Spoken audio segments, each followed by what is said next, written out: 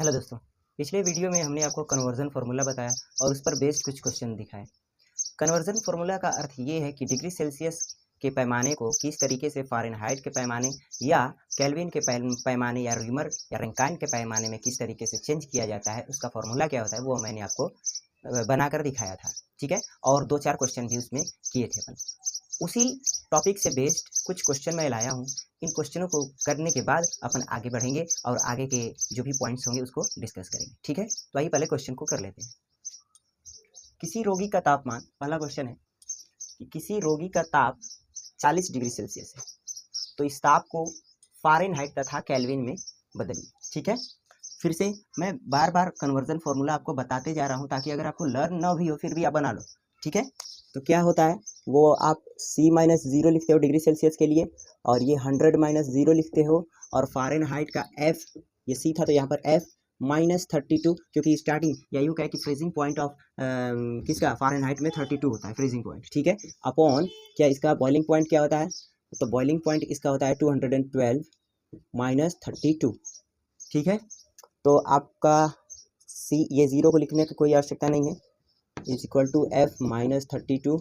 आप इसको सॉल्व करें तो आप पाएंगे 180, काटेंगे तो आपको मिलेगा 5/9 F -32। ये रिलेशन मैंने कल भी बताया था। ठीक है, ये अब बस इसी फॉर्मूले पर आप रख दीजिए, क्योंकि डिग्री सेल्सियस का ताप आपको किस में कन्वर्ट करना है, फ़ारेनहाइट में। ठीक है, मैं मिटा दूँ, तो बस इस फॉर्मूले में रखिए। तो आपको किस में चाहिए, फ़ारेनहाइट में, तो फ़ारेनहाइट के लिए इसको इधर भेज लो। F इज इक्वल टू क्या हो जाएगा, ये इधर आया मल्टीप्लाई में 9C/5, और ये इधर जाएगा तो प्लस का 32। अब यहाँ पर आप रखें तो 9/5 इंटू 40 प्लस का 32, 5 8 जा 40, और इसको सॉल्व करें तो 72 प्लस 32 कितना हो गया, 4, और ये 10। तो इतना डिग्री फ़ारेनहाइट होगा। जो 40 डिग्री सेल्सियस के पैमाने में है ताप, वही फ़ारेनहाइट के पैमाने में कितना हो जा रहा है, 104 डिग्री फ़ारेनहाइट। ठीक है, अब ये केल्विन में क्या होगा सर, तो देखो इसका फॉर्मूला हमने आपको क्या बताया था, C is equal to K plus, sorry चलो बताते हैं, ऐसे लिख सकते हैं क्या डायरेक्ट, C का और K का क्या, K -273 upon 373 minus 273 means 273 upon ये 373 माइनस का 273। अगर आप ध्यान से देखेंगे तो ये घटाएंगे तो ये 100 हो जाएगा, ये 100 जीरो, काम खत्म। K -273, तो K is equal to C plus 273। बस अब C की वैल्यू रख दीजिए, K में आपको मिल जाएगा ताप। तो K is equal to 40 plus 273, और ऐड कीजिए तो 3 11, और ये हो गया 313 डिग्री केल्विन। ठीक है, तो इस तरीके से अपन उस कन्वर्जन फार्मूले का यूज़ करते हैं। ठीक है, अब नेक्स्ट क्वेश्चन देखिए, कह रहा है किस ताप पर फ़ारेनहाइट का पाठ्यांक जो भी मापांक है वो डिग्री सेल्सियस के मापांक के 2 गुना होगा। तो ऐसा कौन सा ताप या मापांक होगा जिस पर फ़ारेनहाइट का ताप डिग्री सेल्सियस के ताप से 2 गुना होगा। ठीक है, तो आइए करते हैं। माना डिग्री सेल्सियस का ताप x डिग्री सेल्सियस है, तब फ़ारेनहाइट का ताप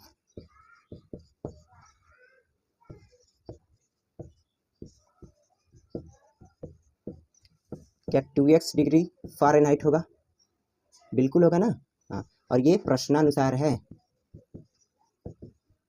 प्रश्न के अनुसार हमने ये बात लिखी। ठीक है, कैमरे में आ रहा है कि नहीं है, हाँ ठीक है, तो मैं ऊपर का ये मिटा दूँ क्योंकि अभी ये नीचे का नहीं आएगा सही।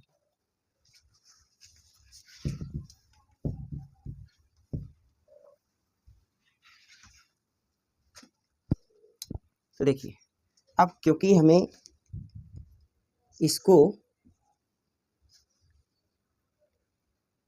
फ़ारेनहाइट का ताप हमें चाहिए कि वह कौन सा मापांक है जिस पर फ़ारेनहाइट का ताप डिग्री सेल्सियस के ताप का 2 गुना है, तो फॉर्मूला रखो। कौन सा रखें सर, जो डिग्री सेल्सियस और फ़ारेनहाइट का मध्य रिलेशन हो। तो C is equal to 5/9 F minus 32 होता है, यही तो होता था। तो C की वैल्यू क्या, x हमने माना है, 5/9, F की वैल्यू 2x हमने माना है, -32। यहाँ पर ये जाएगा तो 9x और ये अंदर गुणा कर दीजिए, 10x माइनस 2 5 जा 10, 2 3 जा सॉरी 5 3 जा 15 और एक 16, है ना। इसको इधर भेजें, इसको इधर भेजें, तो ये हो गया 160 इज इक्वल टू x। इसका मतलब कि डिग्री सेल्सियस में ताप कितना है 160, तब फ़ारेनहाइट में ताप क्या हो जाएगा बाबू, इसका दोगुना है वो, तो 320 डिग्री फ़ारेनहाइट। ठीक है, तो इस तरीके से ये क्वेश्चन सॉल्व होता है। आइए कुछ और क्वेश्चन लिखते हैं। तो मैंने क्वेश्चन को लिख दिया है, आइए इसको करते हैं। एक व्यक्ति अपनी इच्छा अनुसार एक स्केल बनाता है, ठीक है, जो कि -20 डिग्री सेल्सियस से 180 डिग्री सेल्सियस तक का है। इस तापमापी का पाठ्यांक 5 डिग्री सेल्सियस आया, तब सामान्य तापमापी जो कि 0 से 100 डिग्री सेल्सियस में होता है में कितना वही पाठ्यांक होगा। अर्थात एक व्यक्ति था जो कि अपनी इच्छा अनुसार एक स्केल बनाया है ताप को मापने का, और वह स्केल कितना का था, -20 डिग्री सेल्सियस से कितना है 180 डिग्री सेल्सियस। परंतु जो सामान्य स्केल माना गया था वो कितने का होता था, वो होता था 0 से 100 डिग्री सेल्सियस, 0 से 100 डिग्री सेल्सियस। तो यह किसी ताप को मापा और उसका पाठ्यांक आया 5 डिग्री सेल्सियस। मान लीजिए यहाँ पर उसने मापा 5 डिग्री सेल्सियस, तो उसी का ताप जो जिस वस्तु का इसने ताप मापा है इसमें 5 डिग्री सेल्सियस आ रहा है, तो उसी को यदि हम लोग इस पैमाने से मापें जो सामान्य पैमाना है जो हमने माना था, उसमें वह पाठ्यांक कितना आएगा, अर्थात उसका आंकिक मान कितना आएगा। इसमें जो 5 आ रहा है तो इसमें कितना आएगा, ये हमें फाइंड करना है। ठीक है, अच्छा सर, ठीक है। तो वही कन्वर्जन फॉर्मूला लगाइए। मान लीजिए कि उसका जो पाठ्यांक है वो C डिग्री सेल्सियस आया, C डिग्री सेल्सियस आया, माना सामान्य स्केल में वह पाठ्यांक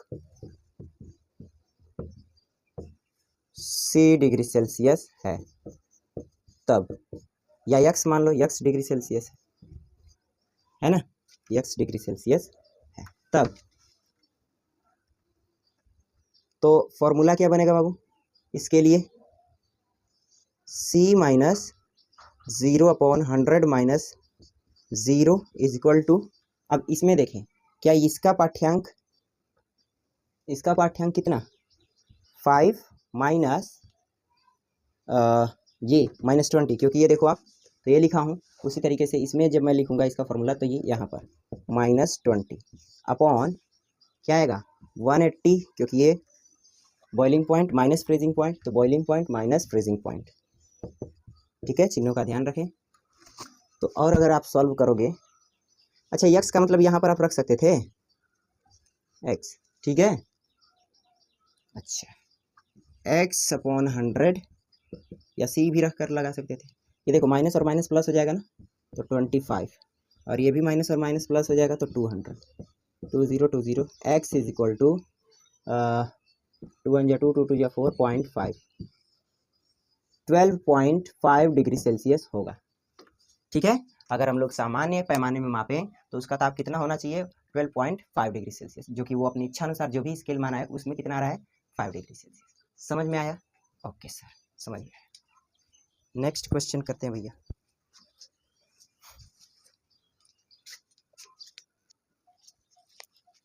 हाँ भाई, तो अगला क्वेश्चन मैंने लिख दिया है, आइए इसको करते हैं। एक खराब थर्मामीटर का उच्च तथा निम्न पाठ्यांक 105 W, वो कोई भी हमने मात्रक उसका मान लिया, जैसे उसमें डिग्री सेल्सियस मापते थे और एक में फ़ारेनहाइट मापते थे, एक में केल्विन मानते थे, उसी तरीके से हमने कोई एक अपनी इच्छा अनुसार एक पैमाना लिया है जिसको हम लोग W में माप रहे हैं। ठीक है, तो उसका जो पाठ्यांक है उच्च वाला, वो कितना है, वो हमें दिया है 105, और जो निम्न है वो है 5 डिग्री W, जो भी है। यदि इसका पाठ्यांक 25 हो, अर्थात उसको जब किसी ताप को मापा गया तो उसका पाठ्यांक कितना आया भैया, 25 डिग्री W, तो सामान्य स्केल में सही पाठ्यांक क्या होगा, जो इसमें 25 डिग्री W आ रहा है, अगर जो सामान्य स्केल है जो कि कहाँ से कहाँ तक होता है आपको पता है, 0 से 100 तक, 0 डिग्री सेल्सियस से 100 डिग्री सेल्सियस, तो उसमें यह न्यूमेरिकल वैल्यू क्या होगी, मान लीजिए कि उसमें न्यूमेरिकल वैल्यू C है, ठीक है। तब माना सामान्य स्केल में वह पाठ्यांक कितना है, C डिग्री सेल्सियस है।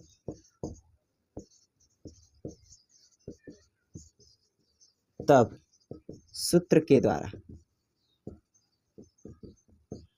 क्या होगा बाबू, तो C माइनस 0, 100 माइनस 0, तो C क्या है, ये मापांक है या पाठ्यांक है, माइनस ये क्या है, फ्रीजिंग पॉइंट, ये boiling point minus freezing point. इसी तरीके से इसका पाठ्यांक 25 माइनस क्या, freezing point 5 upon boiling point क्या 105 माइनस फ्रीजिंग पॉइंट क्या 5। इसको जरा सा सॉल्व करें तो C upon 100 is equal to ये हो जाएगा 20 अपॉन 100, 100 ने 100 को मारा, C is equal to 20 degree Celsius, ये होगा। समझ में आया। तो सही पाठ्यांक में अगर देखें तो जो इसमें 25 डिग्री W है वो सामान्य पाठ्यांक, सामान्य स्केल में वो पाठ्यांक कितना आएगा, 20 डिग्री सेल्सियस, ठीक है। आइए अब आगे के टॉपिक पर बढ़ते हैं कि आगे अपन को क्या पढ़ना है, ठीक है। और भी अगर आपको क्वेश्चन चाहिए तो आप हमें बताएं, हम लोग और इस पर क्वेश्चन कर सकते हैं, लेकिन जो मेन इसमें जानने का था वो क्या था, रिलेशन बनाना, किस तरीके से अपन रिलेशन बनाते हैं, ठीक है। जो पाठ्यांक दिया रहेगा उसको आप ले लो, minus freezing point upon boiling point minus freezing point, ये सब में होगा, यही लागू होगा। तो आप आसानी से क्वेश्चन कर सकते हो अगर ये आपको रिलेशन बनाना आ रहा है तो, कन्वर्जन फॉर्मूला, ठीक है। तो अगला टॉपिक है हमारा ऊष्मामिति, मीन्स कैलोरीमेट्री। तो भौतिक विज्ञान की वह शाखा जिसमें ऊष्मा को मापा जाता है उसको अपन ऊष्मामिति कहते हैं, या कैलोरीमेट्री इंग्लिश में बोलते हैं, ठीक है। तो जो हीट है इसकी डेफिनेशन मैंने आपको दी थी, flow of temperature from high temperature to low temperature body is called as heat. मैंने आपसे कहा था उस वीडियो में कि आगे हम लोग इसकी डेफिनेशन ऊर्जा के रूप में भी देखेंगे, वो समय आ गया है। तो देखिए, हीट ऊष्मा क्या है, तो तापांतर के कारण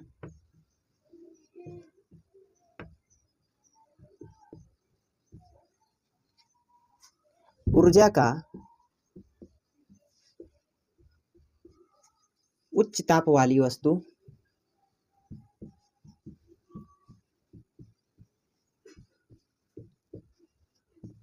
से निम्न ताप वाली वस्तु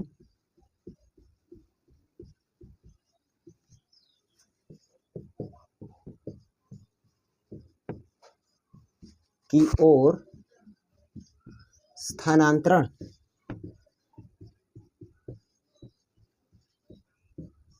ही ऊष्मा कहलाता है, ऊष्मा कहलाता, ठीक है।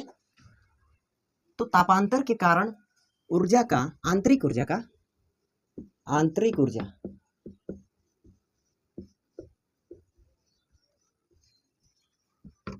आंतरिक ऊर्जा का उच्च ताप वाली वस्तु से निम्न ताप वाली वस्तु की ओर स्थानांतरण ही क्या कहलाता है, ऊष्मा कहलाता है। देखो, जब किसी वस्तु को अपन टेम्परेचर देते हैं तो क्या होता है, उसके जो मॉलिक्यूल्स होते हैं उनमें कंपन बढ़ जाता है, क्या बढ़ जाता है, कंपन बढ़ जाता है, जिसकी वजह से वो टेम्परेचर को एक स्थान से दूसरे स्थान तक ऐसे प्रवाहित करने लगते हैं, फ्लो करने लगते हैं। आगे आप पढ़ोगे जब मैं उसमें ऊष्मा का स्थानांतरण बताऊंगा, तो लिक्विड में कैसे स्थानांतरण होता है, ठोस वस्तुओं में कैसे होता है, वो अपन देखेंगे। फिलहाल में आप देखिए कि जब किसी वस्तु को अपन ऊष्मा देते हैं तो उसमें उनके कणों के मध्य कंपन बढ़ जाता है, कंपन होने लगता है, जिसकी वजह से ऊष्मा स्थानांतरित होने लगती है। इसमें जब कंपन बढ़ता है तो अणुओं के मध्य काइनेटिक एनर्जी उत्पन्न होने लगती है, जिसकी वजह से वो गतिशील होकर कंपन करने लगते हैं, जिसकी वजह से टेम्परेचर फ्लो होने लगता है। इसलिए वो जब कंपन कर रहे हैं तो दूसरे वाले मॉलिक्यूल से टकरा रहे हैं ऐसे, तो क्या कर रहे हैं, वो एनर्जी को प्रोवाइड ही तो कर रहे हैं ताकि वो भी अब कंपन करने लगे। तो इसका अर्थ ये हुआ कि जो ऊष्मा है वो ऊर्जा का ही एक रूप है, क्योंकि ऊष्मा जब वो लोग प्राप्त किए तभी तो वो गतिशील हुए, कंपन करने लगे, तो ऊर्जा तो मिली उनको। इसलिए कहा गया कि ऊष्मा ऊर्जा का ही एक रूप है। ठीक है, अब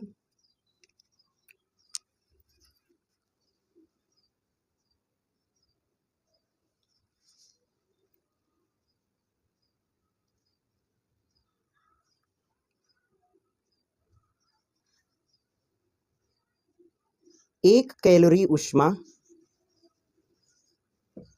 इज इक्वल टू 4.2 जूल होता है, या किसी किसी किताबों में आप देखोगे तो ये 4.8 भी दिया रहता है, तो उससे कोई ज़्यादा परेशान होने वाली बात नहीं है।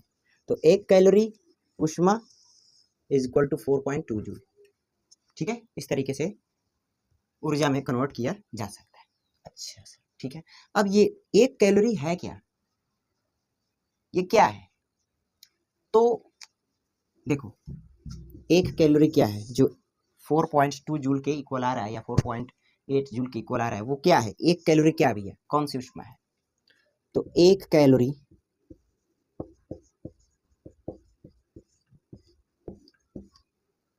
किसी वस्तु का ताप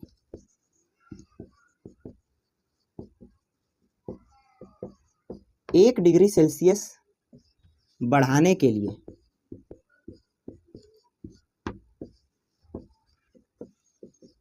आवश्यक ऊष्मा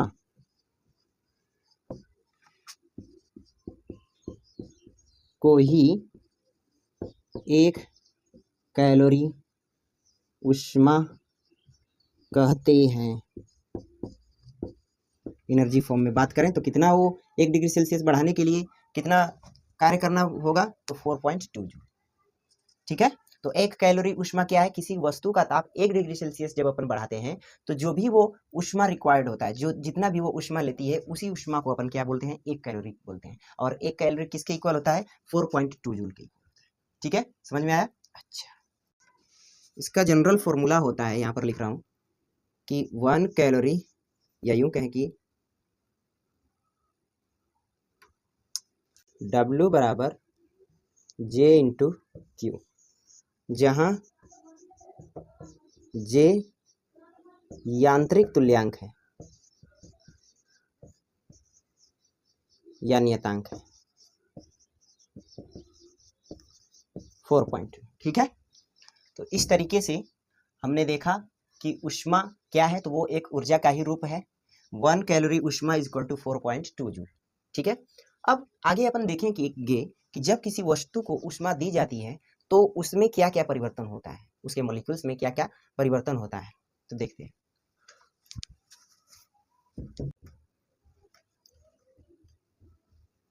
जब किसी वस्तु को ऊष्मा दी जाती है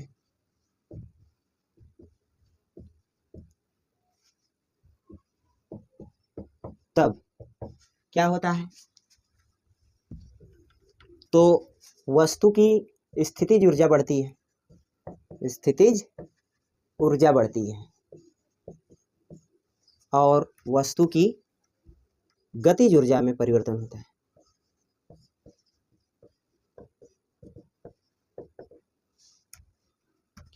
ठीक है, वो किस तरीके से होता है, देखिए आप, जब ये ऊष्मा दिया, ऊष्मा हमने दिया तो क्या क्या हुआ, ये भी हुआ और साथ साथ में ये भी हुआ। तो जब स्थितिज ऊर्जा बढ़ी तो क्या क्या हुआ भैया, स्थितिज ऊर्जा जो होगा, देखो जैसे हीट जब अपन किसी वस्तु को देते हैं तो उसमें दो चीज़ें होती है, एक तो वो मॉलिक्यूल्स की स्थितिज ऊर्जा में परिवर्तन करेगा और दूसरा उसकी काइनेटिक एनर्जी में वृद्धि करेगा। तो जब स्थितिज ऊर्जा में वृद्धि होगा तो क्या क्या होगा, पहले वो क्या करेगा कि मॉलिक्यूल्स को के मध्य जो डिस्टेंस होगी उसकी दूरी को बढ़ाएगा, उसकी डिस्टेंस को बढ़ाएगा और तो और उनके ताप को भी बढ़ाएगा और उनकी अवस्था में परिवर्तन करेगा। आप देखो अगर ठोस है, सॉलिड बर्फ है, तो जब उसको अपन गर्म करते हैं, हीट करते हैं, तो वो लिक्विड फॉर्म में कैसे आएगा, जो उसके मॉलिक्यूल्स एक दूसरे से कनेक्ट हैं, बंधे हुए हैं, पहले उनको वो तोड़ेगा, अर्थात उनके बीच की डिस्टेंस ज़्यादा होगी और उसका अर्थ ये होगा कि उसकी स्थितिज ऊर्जा बढ़ने लगेगी। ठीक है, अच्छा उससे उसके बाद क्या होगा कि उसकी काइनेटिक एनर्जी भी बढ़ेगी उनके मॉलिक्यूल्स की, तभी तो वो कंपन करके हीट को प्रोवाइड कर रहे थे ऐसे। ठीक है, तो वही है कि स्थितिज ऊर्जा किस काम में आएगी उसके, तो कणों के बीच की दूरी बढ़ेगी। दूसरा क्या होगा, दूसरा होगा इसमें ताप में परिवर्तन होगा और तीसरा होगा इसमें अवस्था में परिवर्तन, अवस्था में परिवर्तन होगा। तो इन तीनों स्थितियों के लिए ये स्थितिज ऊर्जा अवेलेबल होगी। और वहीं गतिज ऊर्जा क्या प्रभाव डालेगी, तो गतिज ऊर्जा कणों के कंपनों को बढ़ाएगी।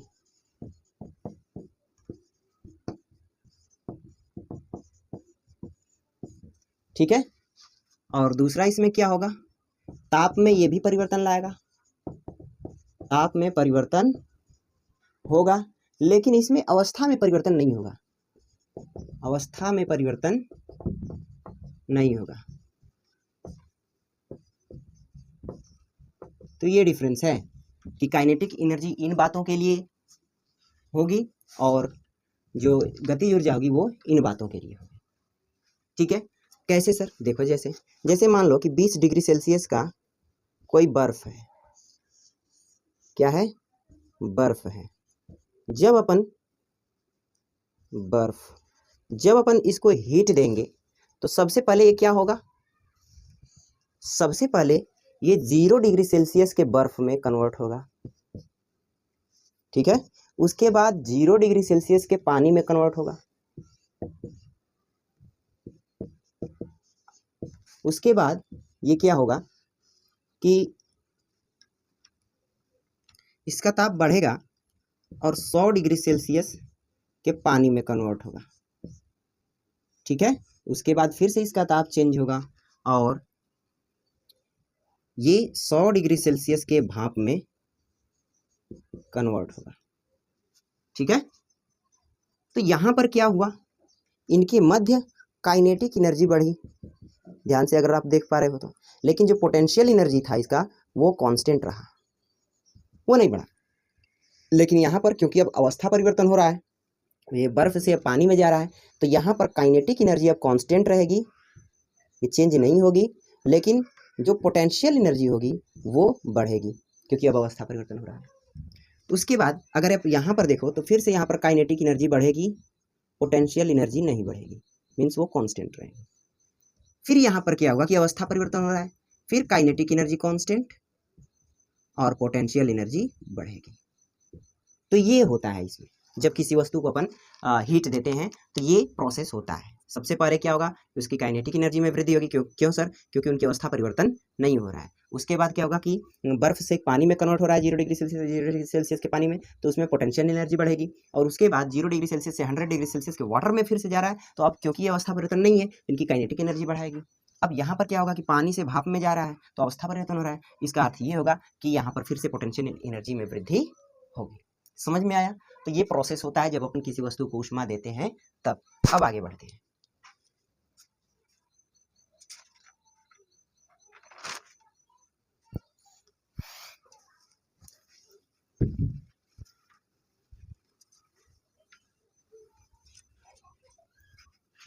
और बात करते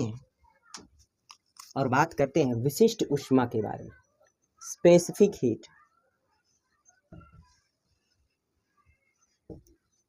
स्पेसिफिक हीट, विशिष्ट ऊष्मा।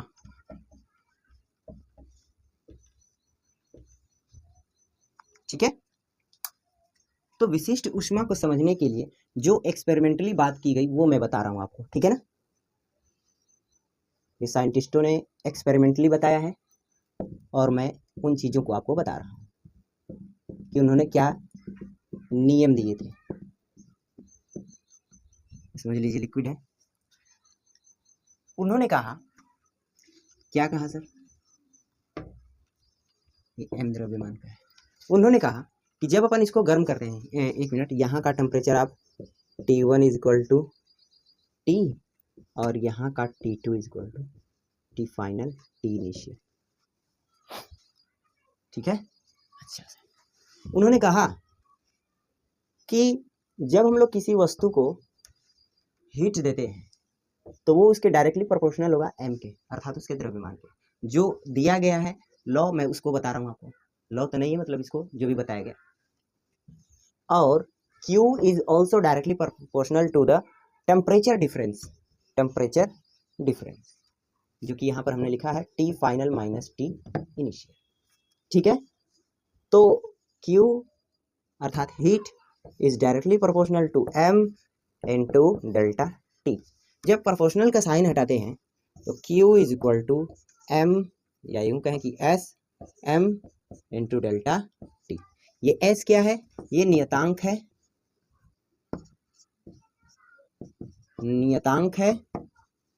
जिसे विशिष्ट ऊष्मा कहते हैं,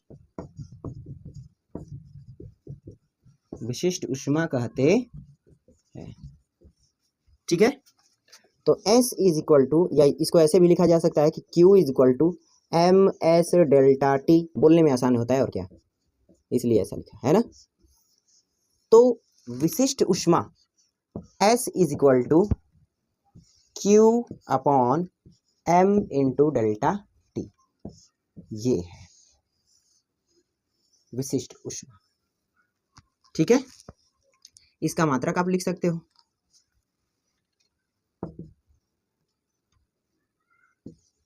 कैलोरी पर ग्राम डिग्री सेल्सियस, ये, ठीक है। अच्छा सर, ठीक है, और कुछ बताओ स्पेसिफिक हीट के बारे में। स्पेसिफिक हीट है क्या? तो स्पेसिफिक हीट यह पदार्थ का गुण होता है, यह पदार्थ का गुण होता है। अलग अलग पदार्थों के लिए इसका मान अलग अलग होता है स्पेसिफिक हीट का। इसकी डिफिनेशन की अगर बात करें तो देखो, जैसे S is equal to Q by M into delta T है। यदि Q की वैल्यू 1, द्रव्यमान 1, टेम्परेचर डिफरेंस 1 हो तो, या यूं कहें कि Q को ऐसे ही रहने दो, तो क्या होगा कि 1 ग्राम की वस्तु का ताप 1 डिग्री सेल्सियस बढ़ाने के लिए आवश्यक जितनी ऊष्मा रिक्वायर्ड होती है उसी को अपन स्पेसिफिक हीट कहते हैं, बस, ठीक है। देखो, यदि m की वैल्यू 1 हो, टेम्परेचर डिफरेंस 1 हो, तो क्या S is equal to Q होगा। तो वहां से अपन बोल सकते हैं कि 1 ग्राम की वस्तु का ताप 1 डिग्री सेल्सियस बढ़ाने के लिए आवश्यक ऊष्मा को अपन विशिष्ट ऊष्मा कहते हैं। अच्छा सर, ठीक है। तो देखो, इसके बारे में और कुछ बात करते हैं।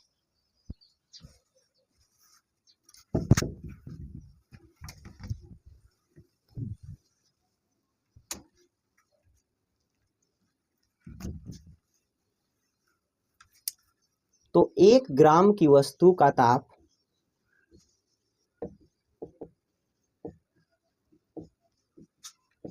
1 डिग्री सेल्सियस बढ़ाने के लिए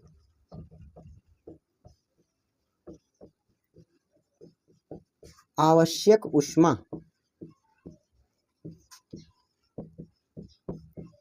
को ही विशिष्ट ऊष्मा कहते हैं।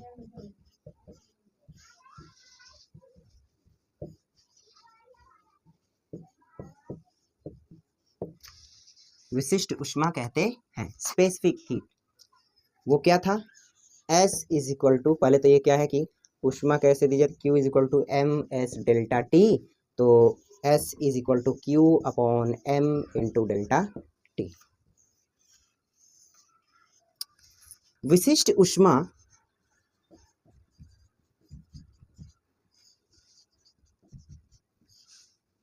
पदार्थ का गुण है।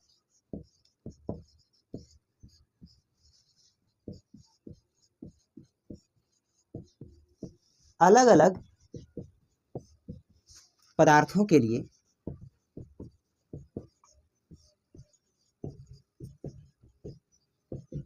विशिष्ट ऊष्मा का मान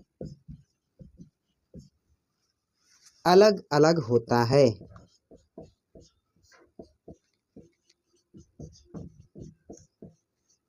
ठीक है, सही बात भी है कि जैसे वाटर को गर्म करने के लिए जितना ताप चाहिए, 1 डिग्री सेल्सियस तक बढ़ाने के लिए जितना ताप चाहिए, उसको उसकी विशिष्ट ऊष्मा होगी। लेकिन वहीं पर अगर आप कोई और लिक्विड लोगे तो उसको जितना वाटर को चाहिए, मान लीजिए कि उसको गर्म करने के लिए हमें जो भी लग रहा है कि 100 डिग्री सेल्सियस मान लो लग रहा है वाटर को गर्म करने, मान लो जो भी होता होगा, लेकिन मान लो समझाने के लिए। वैसे 100 डिग्री सेल्सियस पर तो उबलने लगेगा, जो भी आप मान लो। तो होगा क्या, दूसरे जो लिक्विड होंगे उनका 1 डिग्री सेल्सियस बढ़ाने के लिए आप देखोगे कि और ज़्यादा उससे हीट प्रोवाइड होनी करनी होगी, देनी होगी। तो इसका अर्थ ये होगा कि अच्छा, ये हुआ क्यों, वो मॉलिक्यूल्स के बॉन्ड पर निर्भर करेगा, किस तरीके से वो एक दूसरे से जुड़े होंगे। ठीक है, अगर ऐसे मॉलिक्यूल्स थोड़े कम फोर्स से जुड़े होंगे एक दूसरे से, तो आसानी से एक दूसरे से अलग हो जाएंगे। ठीक है, तो वही कह रहा है कि ये अलग अलग पदार्थों के लिए इसका मान अलग अलग होता है। ठीक है, जैसे देखिए वाटर के लिए स्पेसिफिक हीट, वाटर के लिए स्पेसिफिक हीट 1 होती है कैलोरी पर ग्राम डिग्री सेल्सियस, और बर्फ के लिए, आइस के लिए स्पेसिफिक हीट की वैल्यू होती है 0.5 कैलोरी पर ग्राम डिग्री सेल्सियस। और वहीं पर ये याद रहे, क्वेश्चन में ये काम आएंगे। वहीं पर स्टीम, भाप के लिए भी इसकी वैल्यू कितनी होती है, 4.5 कैलोरी पर ग्राम डिग्री सेल्सियस। ठीक है, पक्का? ओके, तो इतना नोट करें, फिर आगे बढ़ते हैं।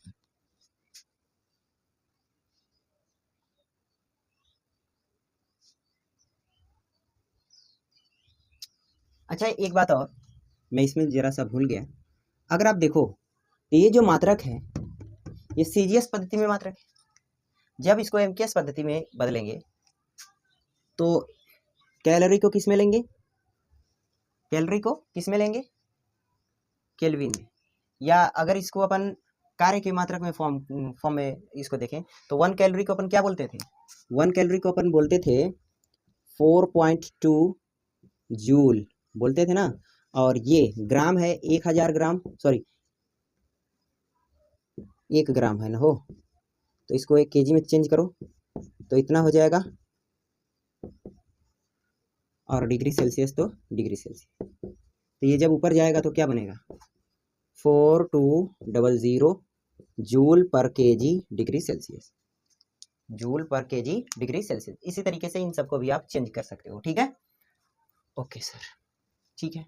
तो ऐसे भी कभी कभी आपको मिल जाएंगे 4200 जूल पर केजी डिग्री सेल्सियस।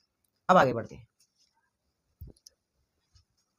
और बात करते हैं मोलर विशिष्ट ऊष्मा। सबसे पहले इस बात को आप समझें कि जो भी आपने मॉलिक्यूल्स लिया या जो भी आपने वस्तु लिया, उसके 1 ग्राम का ताप 1 डिग्री सेल्सियस बढ़ाने के लिए जो ऊष्मा रिक्वायर्ड है उसको आप विशिष्ट ऊष्मा कहते हो। लेकिन अगर मैं बात करूं कि इस पदार्थ के एक मॉलिक्यूल्स का ताप बढ़ाने के लिए कितनी ऊष्मा आवश्यक होती है, तो उसी को जो रिक्वायर्ड ऊष्मा होगी एक मॉलिक्यूल्स या एक मोल का ताप बढ़ाने के लिए जितनी ऊष्मा रिक्वायर्ड होगी, उसको आप क्या बोलते हो, मोलर विशिष्ट ऊष्मा को कहते हो। ठीक है, कैसे होगा जरा देखो।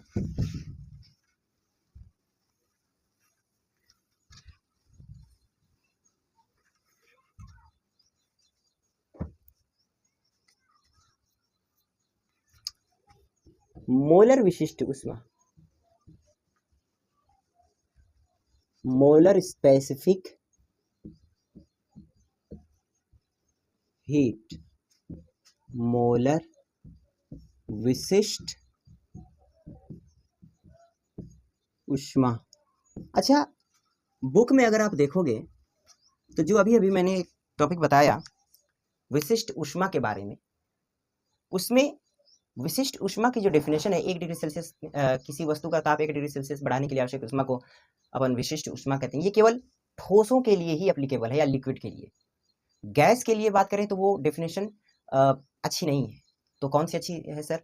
तो अभी उसमें बात करेंगे जब वो आएगा। तो जब प्रेशर को कांस्टेंट करते हैं तब क्या होता है उसकी विशिष्ट ऊष्मा, ठीक है, उसको दाब विशिष्ट ऊष्मा कहते हैं। और जब आयतन को अपन कांस्टेंट करते हैं तब क्या होती है विशिष्ट ऊष्मा, उसको अपन आयतनिक विशिष्ट ऊष्मा बोलते हैं। तो आगे बात करेंगे, ठीक है। अभी जो वस्तुओं के लिए है वो अपन देख रहे हैं ज्यादातर।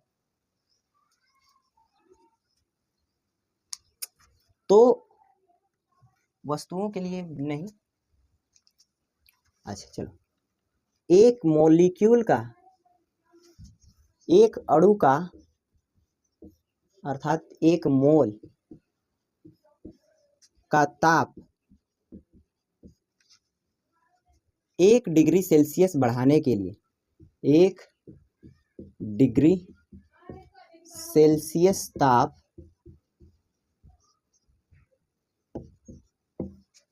एक अणु का ताप 1 डिग्री सेल्सियस बढ़ाने के लिए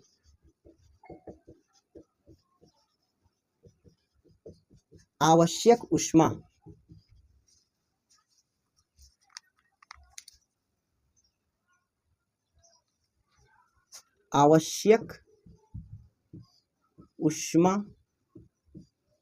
को ही मोलर विशिष्ट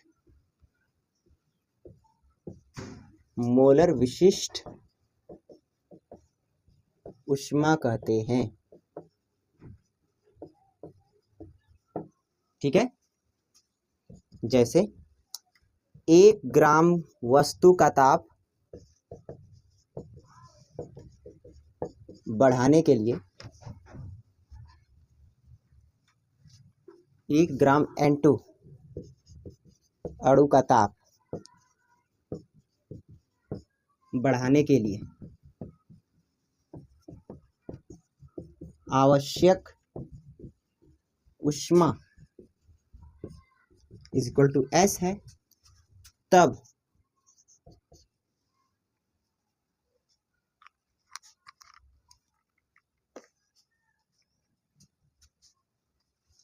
वन मोल अणु का ताप बढ़ाने के लिए आवश्यक ऊष्मा, वो क्या हो जाएगा,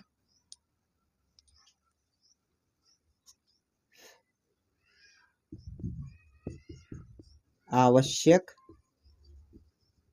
ऊष्मा equal to M into S। Means molar विशिष्ट ऊष्मा, मोलर विशिष्ट ऊष्मा C is equal to MS। ये होता है मोलर विशिष्ट ऊष्मा, जहां M क्या है भैया, तो वो अणुभार है, ठीक है। तो अभी अभी जो सर हमने पढ़ा स्पेसिफिक हीट के बारे में, वो क्या Q is equal to MS delta T था। तो यहाँ पर अपन क्या लिख सकते हैं, दूसरा फॉर्म इसका बता रहे हैं, MS delta T, capital M का ऊपर कैपिटल M का नीचे गुणा कर देंगे। तो यहाँ पर दिखा रहा हूँ भैया, लग रहा है कि दिख नहीं रहा है शायद कैमरे में।